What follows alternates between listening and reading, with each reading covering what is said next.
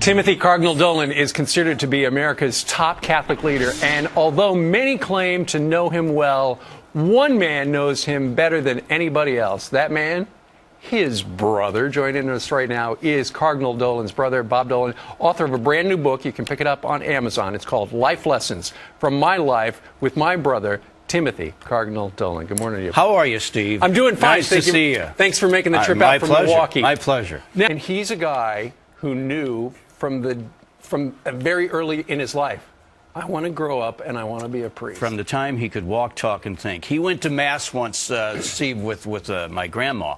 We called her Grandma Nani for some reason. So when he was 4 or 5 years old, he went to Mass with my grandma. And for the entire Mass, according to my grandma, he looked at the priest. He was fixated by the priest, and he listened to his every word, and he watched his every move. And at the end of Mass, he pointed at the priest and said, Nani, that's what I want to be when I grow up. Isn't that great, though, that he knew that right from such an early age? He never wavered. Never wanted to be a fireman, an astronaut. Well, you know, I think for about a week he wanted to be Stan Musial of the St. Louis Cardinals, like we all did. Sure, yeah, that didn't work out. Yeah. You tell a story about how when he was a little boy, he would have Mass at your house. We called it Tim's Mass. Now, he's the oldest in the family. There's 5 of us in the family. And so he's about 14 years old. Again, he knew he wanted to be a priest. So he had the Mass memorized. So about once a week, he would call in the other siblings, 2 brothers, 2 sisters. Now, you know, I'm 7 years old. I'm outside playing ball. Last thing I want to do is come inside and have a fake Mass. In the kitchen. But because he was the older brother, that's what we did. So he put a tablecloth on a card table. That was the altar. Welch's grape juice was the blood of Christ. A little slice of Wonder Bread was the body of Christ. And he would literally recite the entire Mass from start to finish. He had it memorized. What about a sermon? What about a homily? No sermon. Once, Steve, he tried to take up a collection. And that, you know, my dad put an end to that real quick. What is the Ben story? The Ben story is his first parish assignment in St. Louis, Immaculata Parish, and he went to the kindergarten pageant.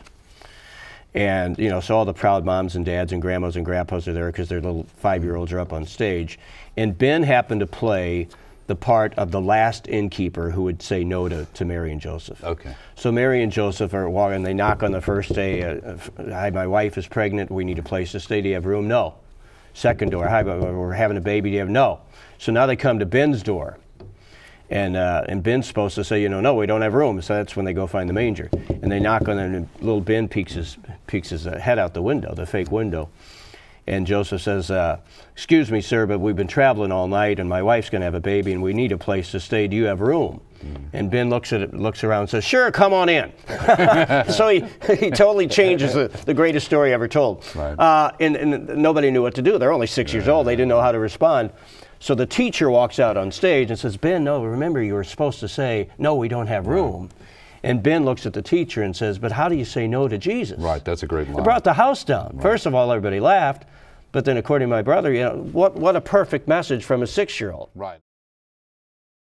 What would be some of the faith lessons that you picked up from him? Yeah, there's millions of them. And again, I want to stress in the book, that's mainly what the book is. I mean, hopefully people will get a laugh and a chuckle, but what I want people to take out of the book, Father, is just a common sense guide to our Catholic faith. You know, sometimes people like me can get lost in the faith because it's over our head. We don't understand everything like wise people like you might.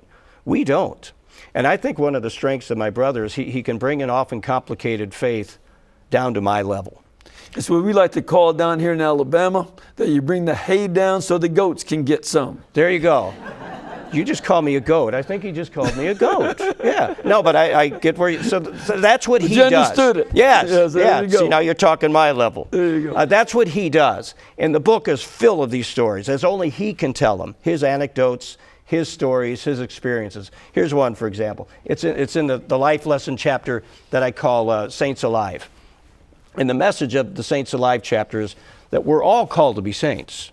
Right. We're all called to a life of sanctity. It's tough, but that's what we're called to do. Right. Himself, he says his goal in life is to be a saint. First time he said that in public, it was at a homily at his installation mass in Milwaukee. People laughed. People thought he's telling another joke. Or our new Archbishop is an egomaniac. He wants to be a saint. He does. He wants to be a saint. Sure. That's what we're all called to do. That's right. So he tells a story. When he was in Milwaukee, he was at a confirmation, at a parish in a suburb of Milwaukee called West Allis, just a small suburb, about 10 miles west of Milwaukee. And so the young men and women are coming up, and obviously he asks what their confirmation name is going to be. And one little girl says, Archbishop, I've chosen the name Catherine. So Archbishop Dolan says, she's one of my favorites.